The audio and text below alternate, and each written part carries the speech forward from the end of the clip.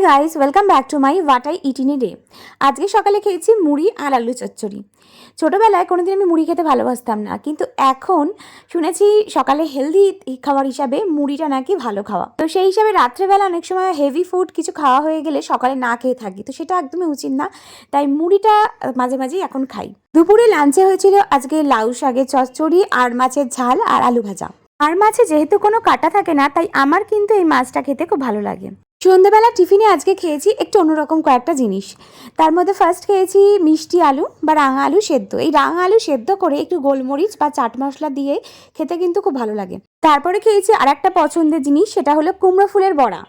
তো এই জিনিসটা সবসময় পাওয়া যায় না, বাট কুমড়ো ফুল বাজারে পেলেই মা আমার জন্য নিয়ে আসে, কারণ আমি এটা খেতে খুব ভালোবাসি। আর রাত্রে আজকে ডিনারে ছিল নানপুরি, ঘুগনি আর সিমুইয়ের পায়েস। বেশিরভাগ রাত্রে ওটসই খাই, তাই মাঝে মাঝে একটু স্পেশাল কিছু খেতে ইচ্ছা করে, তাই আজকের খাওয়াটা ছিল একটু স্পেশাল।